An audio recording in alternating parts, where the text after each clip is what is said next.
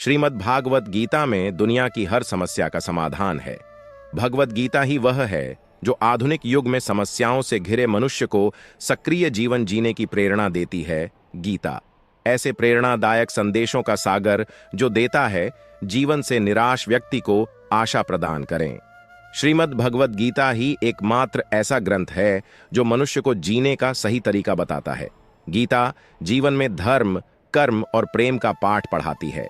श्रीमद् भागवत गीता का ज्ञान मानव जीवन और उसके बाद के जीवन दोनों के लिए उपयोगी माना जाता है।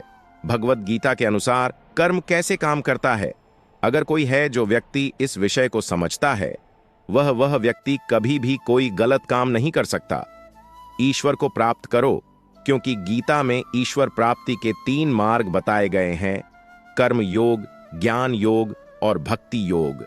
भगवान श्री कृष्ण ने स्वयं कहा है कि कर्म योग गृहस्थ जीवन के लिए सर्वोत्तम मार्ग है। तो आज के इस बेहद खास कार्यक्रम में वीडियो में हम कर्म योग के बारे में बात करने जा रहे हैं। तो चलिए बिना किसी देरी के वीडियो शुरू करते हैं। अर्जुन वे पूछते हैं, हे जनार्दन, यदि आप ज्ञान को कर्म से श्रेष्ठ समझो, फिर हे केशव, तुम मुझे इस भयंकर कर्म में क्यों शामिल कर रहे हो? मानो तुम मिश्रित वचन बोलकर मेरे मन को मोह रहे हो। इसलिए हे प्रभु, कृपया मुझे एक बात बताइए जिससे मेरा भ्रम दूर हो जाए कि मैं कल्याण प्राप्त कर सकूं। श्री भगवान बोले, हे निष्पाप, इस संसार में 2 प्रकार की भक्ति, अर्थात 2 प्रकार की भक्ति आस्था के कई प्रकार हैं। उनमें से एक है सांख्य योग जी, ज्ञान से संबंधित है, और दूसरा है कर्म योग, जो केवल कार्यों से संबंधित है और हमारी इंद्रियों को नियंत्रित करना और ईश्वर का ध्यान ज्ञान योग के माध्यम से किया जाता है, और इसे संन्यास या संका योग कहा जाता है। और दूसरा है कर्म योग, जिसका अर्थ है निष्काम कर्म करने से न तो फल की आसक्ति होती है और न ही मनुष्य का अंत होता है। बिना शुरू किए काम करना यानी योग भक्ति है। इसे प्राप्त किया जाता है। कर्मों के त्याग से ही मनुष्य मोक्ष प्राप्त कर सकता है तथा कर्मों के त्याग से ही मनुष्य मोक्ष प्राप्त कर सकता है।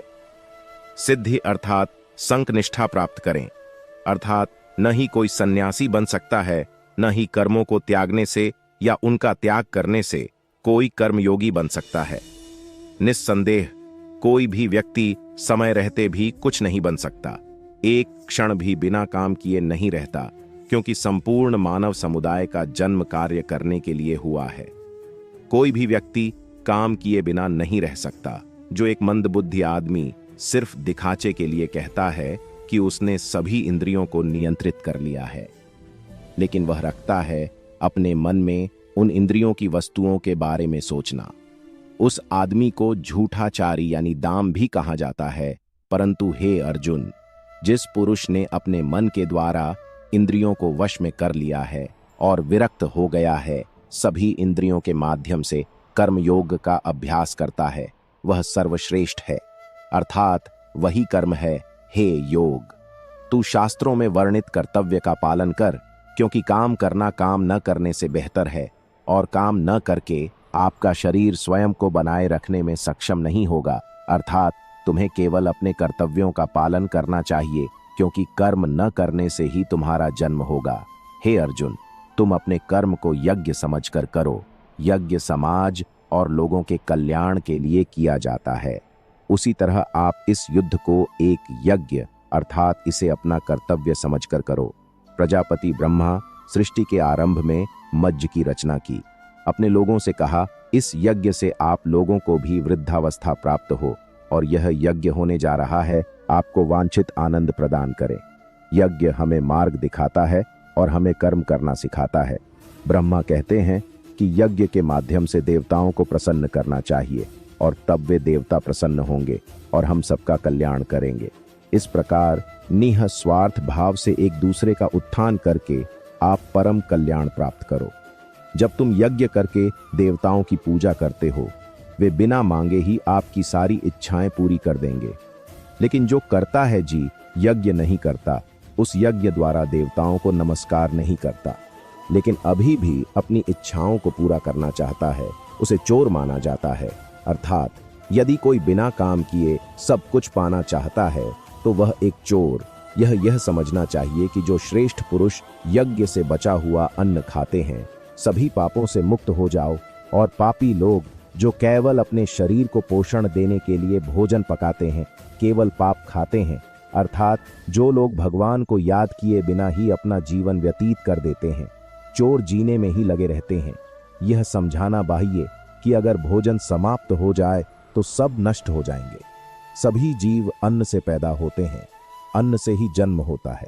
वर्षा से अर्थात वर्षा, और वर्षा यज्ञ से जन्म होता है, और यज्ञ कर्म से उत्पन्न होता है, तथा हमारी संस्कृति का उद्गम वेदों से है। हमारी संस्कृति का सारा ज्ञान वेदों से आया है, और वेदों में भी यही गुण है। परम पिता परमात्मा से उत्पन्न हुआ है। इससे सिद्ध होता है कि यज्ञ और ईश्वर के बीच सीधा संबंध है। हे पार्थ, कौन करता है? पुरुष परंपरा का पालन न करके सृष्टि चक्र के नियमों का पालन करें। जो पापी मनुष्य इंद्रियों के द्वारा सुख भोगता है, वह व्यर्थ ही जीता है, अर्थात अपने कर्तव्य का पालन नहीं करता। परंतु जो मनुष्य आत्मा में आनंदित और आत्मा में संतुष्ट है, आत्मा और है जो आत्मा में संतुष्ट है, उसके लिए कोई कर्तव्य नहीं है। यहां अर्थ सबसे बड़ा सत्य है, और जो सत्य को समझा लेता है वह सत्य में प्रसव रहता है, और जो सत्य में रहता है उसके लिए कोई कर्तव्य नहीं है। लेकिन ऐसा व्यक्ति लाखों करोड़ों में एक होता है। उस महान व्यक्ति का इस संसार में कोई लाभ नहीं है, कोई भी काम करने से कोई प्रयोजन नहीं है, और केवल काम न करने से कोई प्रयोजन नहीं है, और इसका स्वार्थ से कोई संबंध नहीं है, यहां तक कि सभी जीवों में भी। इसका सीधा सा अर्थ यह है कि जिसके पास भगवान को प्राप्त कर लिया, फिर अन्य कोई काम क्यों करे। इसीलिए तुम्हें सदैव आसक्ति से मुक्त रहना चाहिए, अर्थात अपनी इच्छाओं का त्याग करके सदैव अपना कर्तव्य अच्छी तरह निभाओ, क्योंकि अपना कर्तव्य निभाने से आसक्ति से मुक्त होकर काम करने वाला व्यक्ति ईश्वर को प्राप्त करता है। ऐसे कई लोग हैं, ऐसे लोग जिन्होंने काम करते हुए सर्वोच्च सफलता प्राप्त की, जैसे जनक आदि और ज्ञानी लोग भी। केवल आसक्ति रहित कर्म से ही परम पुरुष की प्राप्ति हुई, अस्तित्व प्राप्त हुआ। इसलिए यह तुम्हारे लिए वह कार्य करना उचित है। महापुरुष जो भी आचरण करते हैं, अन्य पुरुष भी उसके साथ वैसा ही व्यवहार करो, चाहे वह जो भी प्रमाण दे। संपूर्ण मानव समुदाय उनके पद चिन्हों पर चलता है, इसलिए महान लोगों को हमेशा अच्छा व्यवहार करना चाहिए। हे अर्जुन, इन तीनों लोकों में मेरा कोई कर्तव्य नहीं है, ना ही कुछ भी पाने लायक है, फिर भी मैं भी अपना कर्म करते हुए अपना कर्तव्य करता हूं।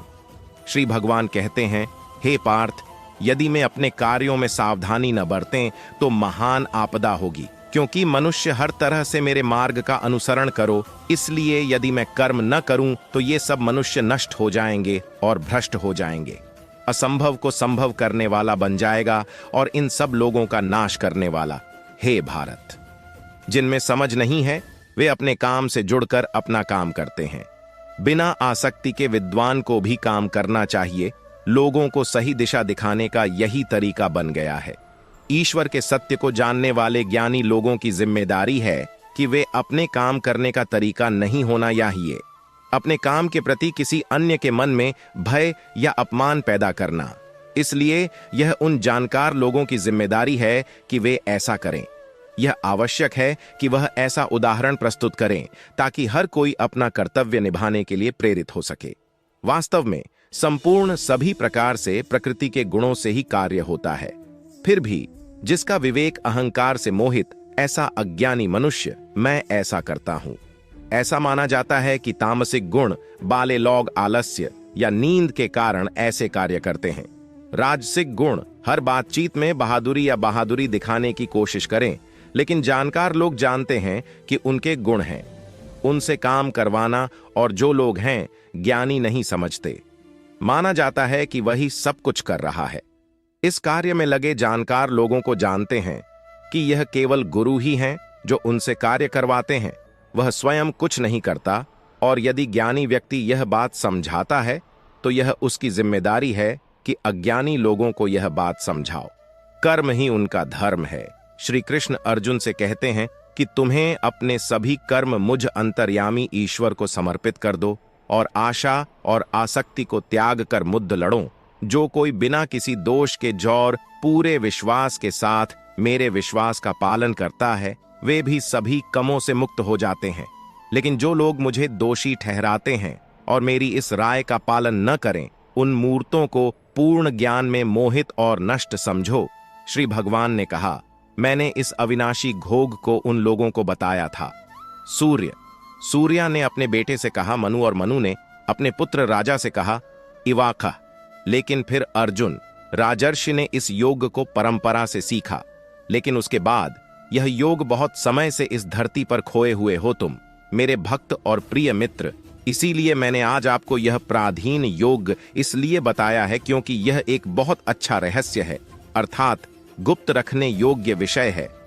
अर्जुन ने कहा, तुम्हारा जन्म बहुत हाल ही में और सूर्य का जन्म बहुत, अर्थात यह कल्प के प्रारंभ में घटित हुआ था। मैं कैसे समझें कि यह तुम ही थे जिसने यह बात योग ने कल्प के प्रारंभ में सूर्य से कही थी? श्री भगवान बोले, हे महातपस्वी अर्जुन, और मेरे कई जन्म हुए हैं।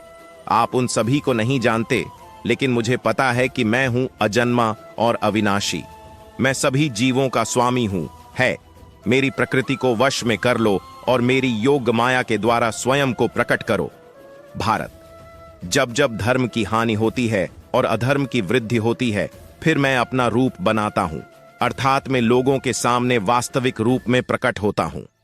हे अर्जुन, जन्म और कर्म दिव्य हैं, अर्थात शुद्ध और अलौकिका। इस प्रकार जो व्यक्ति इस तत्व को जानता है, अच्छा करता है। शरीर त्यागने के बाद उसका पुनर्जन्म नहीं होता, परंतु वह मुझसे ही प्राप्त होता है, जिसकी आसक्ति, भय और क्रोध पहले ही पूरी तरह से नष्ट हो चुके थे, और जो उसी प्रकार मुझ में अनन्य प्रेम से स्थिर रहो। मेरे बहुत से भक्त जो मुझ पर आश्रित हैं, वे मोक्ष प्राप्त कर चुके हैं, उपरोक्त ज्ञान से शुद्ध होकर मेरा स्वरूप है। अर्जुन, जो भक्तजन मेरी पूजा करो, मैं भी उनकी उसी तरह पूजा करता हूं, क्योंकि सभी मनुष्य हर तरह से मेरे मार्ग पर चलो। इस मानव संसार में जो लोग अपने कर्मों का फल चाहते हैं, देवताओं की पूजा करो, क्योंकि उन्हें अपने कर्मों से सफलता मिलती है जल्दी से। ब्राह्मण, क्षत्रिय, वैश्य और शूद्र, ये 4 वर्ण है। उनके गुणों और कर्मों के अनुसार मेरे द्वारा बनाए गए। इस प्रकार संसार को बनाने वाले कर्मों का कर्ता होते हुए भी आप वास्तव में मुझे अमर ईश्वर के रूप में जानो। मेरे कर्मों के फलों में मेरी कोई भेदभाव नहीं है, इसलिए मैं करता हूं कर्मों में लिप्त न हो।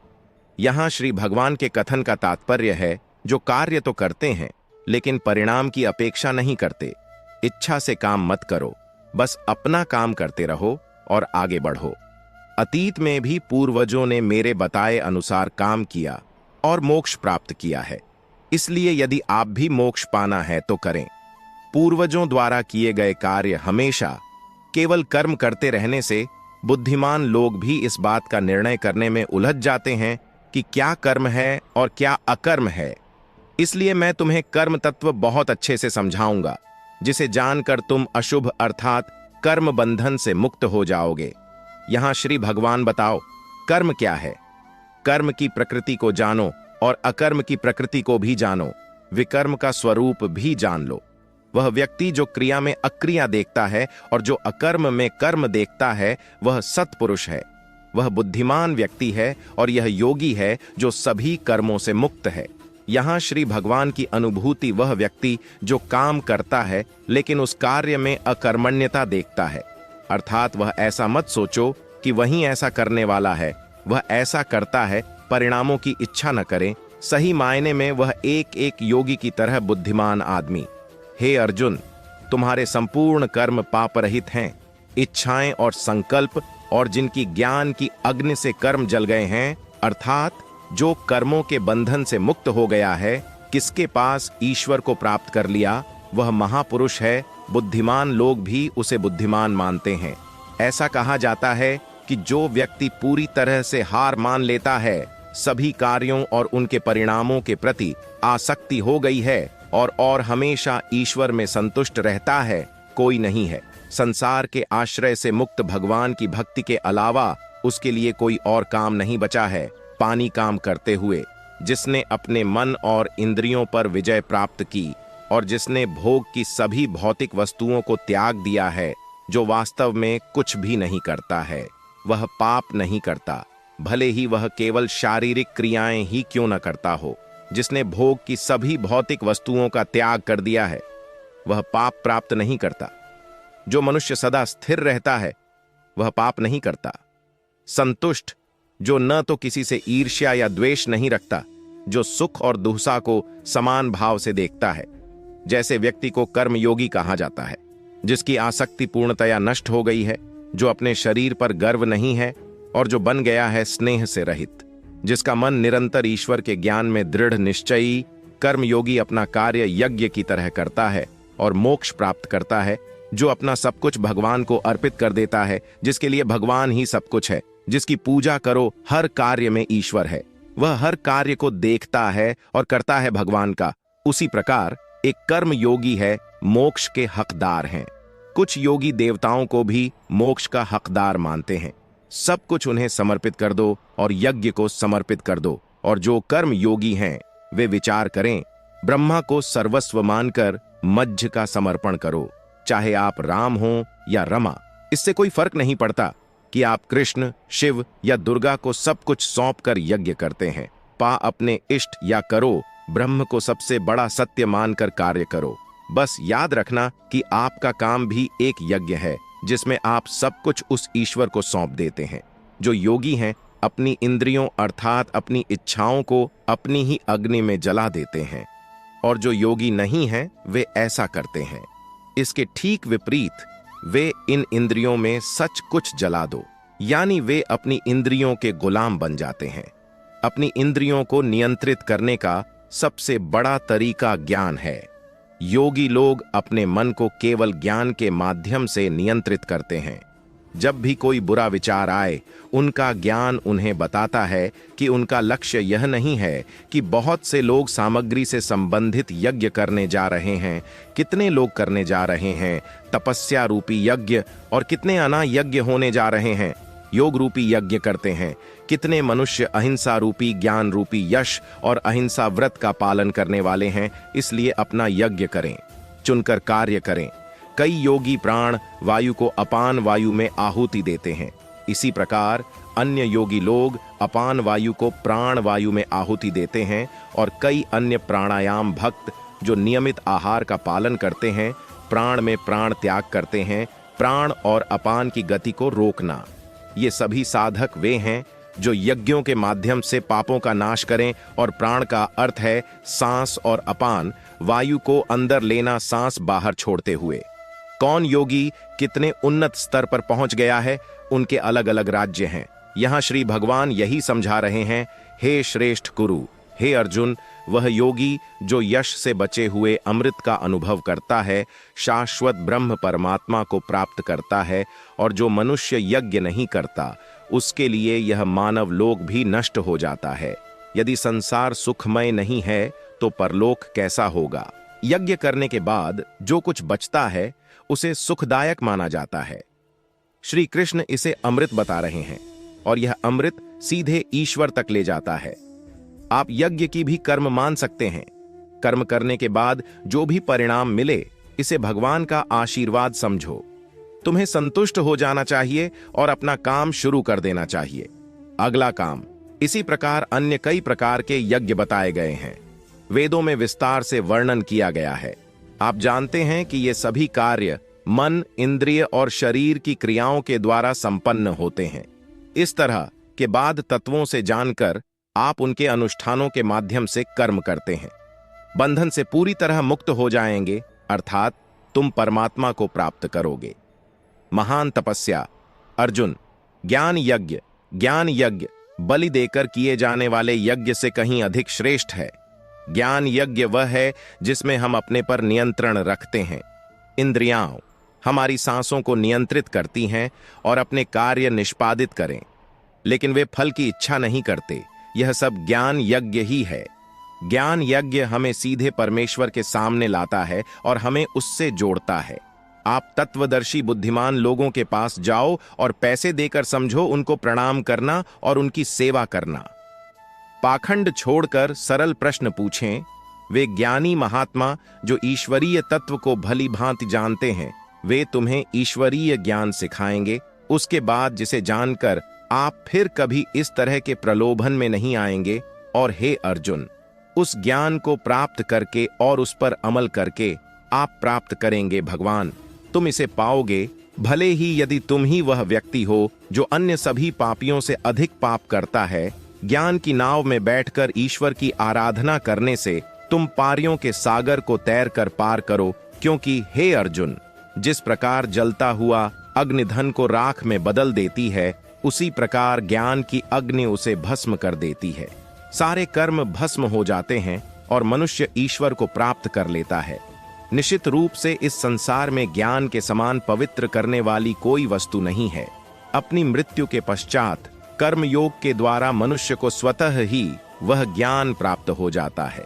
अगले जन्म में वह आत्मा में पाता है और वह आदमी फिर से पाता है। कर्मयोग में रथ अर्थात ज्ञान कभी नहीं होता। वह मनुष्य जिसने अपनी इंद्रियों पर विजय प्राप्त कर ली है, ज्ञान प्राप्त कर लेता है और ईश्वर को प्राप्त कर लेता है। परम शांति और ज्ञान प्राप्त होता है। हीन, अविश्वासी और संदिग्ध व्यक्ति इस ज्ञान को कभी प्राप्त नहीं कर सकते। ऐसे संकालु व्यक्ति के लिए न तो यह संसार है, न परलोक, न सुख। हे धनंजय, जिसने कर्मयोगी की भांति अपने सभी कर्मों को ईश्वर को समर्पित कर दिया है और जिसने विवेक से सभी संशय नष्ट कर दिए हैं, ऐसा व्यक्ति नियंत्रित मन वाला होता है। वह कर्म से बंधा हुआ नहीं है और वह सीधे भगवान को प्राप्त करता है। इसलिए हे भारतवंशी अर्जुन, तुम इसको परिवर्तित करो। अपने हृदय में स्थित अज्ञान रूपी संशय को ज्ञान रूप में प्राप्त करो। तलवार से छेद कर समता रूपी कर्म योग में स्थित हो जाओ और बुद्ध के लिए खड़े हो जाओ। बुरे लोग हमेशा बुरे काम करते हैं, फिर भी वे जीवन में खुश और समृद्ध रहते हैं, जबकि अच्छे लोग जीवन भर अच्छे कर्म करते हैं, फिर भी उन्हें अपमान और पीड़ा का सामना करना पड़ता है। अक्सर लोगों के मन में यह सवाल रहता है कि जो अच्छे कर्म करते हैं वे परेशान रहते हैं, जबकि जो लोग बुरे कर्म करते हैं, जो लोग खुशी से रहते हैं। अच्छे कर्म परेशान है, क्यों करना चाहिए? क्या उन्हें इतनी सारी परीक्षाएं देनी पड़ेगी? जबकि जो लोग अधर्म के मार्ग पर हैं, खुश रहो और जीवन का आनंद लो। अक्सर लोग सोचते हैं कि अच्छाई के लिए अब समय नहीं रहा। अगर आपके मन में भी यह सवाल आया है तो आज आपको सुनना चाहिए, यह उत्तर है। यही भगवत गीता में लिखा है और श्री कृष्ण ने अर्जुन को दिया था। भगवत गीता में वर्णित कथा के अनुसार जब भी अर्जुन के मन में कोई दुविधा थी, वह श्री कृष्ण के पास जाता था। एक बार अर्जुन ने भगवान से पूछा। श्री कृष्ण के पास आए और कहा कि वे दुविधा में हैं और वह श्री कृष्ण से इसका उत्तर चाहता था। श्री कृष्ण ने पूछा, प्रश्न क्या है? अर्जुन ने कहा, मैं जानना चाहता हूं क्यों अच्छे लोगों के साथ हमेशा बुरी चीजें होती हैं जबकि बुरे लोग खुश रहते हैं। ऐसा देखा गया है कि अर्जुन के मुख से ऐसी बातें सुनकर श्री कृष्ण मुस्कुराए और कहा कि मनुष्य जैसा सोचता और महसूस करता है वैसा कुछ भी नहीं होता, परंतु अज्ञानता के कारण वह ऐसा नहीं कर पाता सत्य को समझने में सक्षम। अर्जुन यह नहीं समझ सका। इसके बाद श्री कृष्ण ने कहा कि कान्हा जाने उन्होंने क्या कहा। अर्जुन से कहा, है पार्थ, मैं तुम्हें एक कहानी सुनाऊंगा। उसके बाद इसे सुनकर आप समझ जाएंगे कि प्रत्येक जीवधारी अपने कर्मों के अनुसार फल पाता है। हर किसी को अपना रास्ता चुनने का मौका देता है। अब यह व्यक्ति की इच्छा पर निर्भर करता है कि वह उसे धर्म था अधर्म का मार्ग चुनना होगा। कथा प्रारंभ करते हुए श्री कृष्ण ने कहा कि एक शहर में दो आदमी रहते थे। एक आदमी वह एक व्यापारी था जिसके जीवन में धर्म का बहुत महत्व था। वह पूजा पाठ में विश्वास रखता था। वह हर दिन मंदिर जाता था और हर दिन दान पुण्य और भगवान की पूजा अर्चना की। जबकि दूसरा आदमी पूरी तरह से इसके विपरीत था। वह हर दिन मंदिर जाते हैं लेकिन पूजा करने के लिए नहीं, बल्कि मंदिर के बाहर से जूते चप्पल चुराने के लिए। धर्म से कोई लेना देना नहीं है। समय बीतता गया और एक दिन ऐसा हुआ, भारी बारिश हो रही है, इसीलिए मंदिर में पुजारी के अलावा कोई नहीं था। दूसरे आदमी को जब यह बात पता चली तो उसने कहा कि मंदिर का धन इकट्ठा करने का यह सही अवसर है। उसने पुजारी की नजर बचाकर मंदिर का सारा धन चुरा लिया। साथ ही एक व्यक्ति जो धार्मिक गतिविधियों में विश्वास करता था मंदिर भी पहुंचे। दुर्भाग्यवश मंदिर के पुजारी ने उसे चोर समझ लिया और चिल्लाने लगे। लोग यहां इकट्ठा हो गए और उसे बुरी तरह पीटा। जब उसने भागने की कोशिश की वहां से, दुर्भाग्य ने उसे वहां भी नहीं छोड़ा। मंदिर के बाहर एक कार से टकराकर घायल हो गया। व्यापारी से झगड़ते हुए घर जाने लगे। रास्ते में उसकी मुलाकात एक आदमी से हुई जिसने मंदिर से पैसे चुराए थे। उसने कहा, जाज मेरी कीमत चमक गई है, मुझे बहुत कुछ मिला है एक बार में पैसे। ये सब देखकर उसे बहुत बुरा लगा और उसने अपने घर से भगवान की सभी तस्वीरें हटा दी। कुछ वर्षों के बाद दोनों जब लोग मारे गए, भला आदमी यमराज की सभा में पहुंचा और किसी दूसरे व्यक्ति को देखा।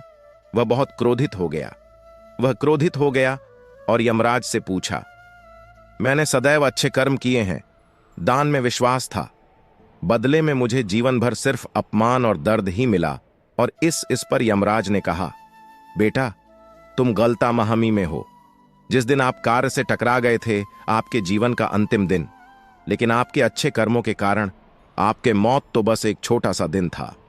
मैं इस दुष्ट व्यक्ति के बारे में जानना चाहता हूं जो चोट में बदल गया। दरअसल उनके भाग्य में राजयोग था, लेकिन अपने बुरे कर्मों और अधर्म के कारण यह बस पैसों की एक छोटी सी गड्डी में बदल गया। कथा सुनाने के बाद श्री कृष्ण ने कहा, अर्जुन से कहते हैं, पार्थ क्या आपको अपने प्रश्न का उत्तर मिल गया है? क्या आप सोचते हैं कि ईश्वर है? अपने कर्मों को अनदेखा करना बिल्कुल भी सच नहीं है। मनुष्य यह नहीं समझ पाता कि ईश्वर हमें क्या, कब और किस रूप में दे रहा है। लेकिन आप अच्छे कर्म करते रहें, इसलिए ईश्वर की कृपा सदैव बनी रहती है। इसलिए व्यक्ति को अपने अच्छे कर्मों को नहीं बदलना चाहिए, क्योंकि इनका फल हमें इसी जीवन में मिलता है। जतः मनुष्य का यह कर्तव्य है कि वह हमेशा अच्छे कर्म करो, क्योंकि श्री कृष्ण ने गीता में भी कहा है कि किसी का किया हुआ काम व्यर्थ नहीं जाता, चाहे वह अच्छा हो या दोस्तों, अगर आपको हमारा वीडियो पसंद आया तो कमेंट में जय श्री राधे कृष्णा लिखें और ऐसे प्रेरणादायक वीडियो देखने के लिए हमारे चैनल को सब्सक्राइब करें। जप श्री राधे कृष्णा।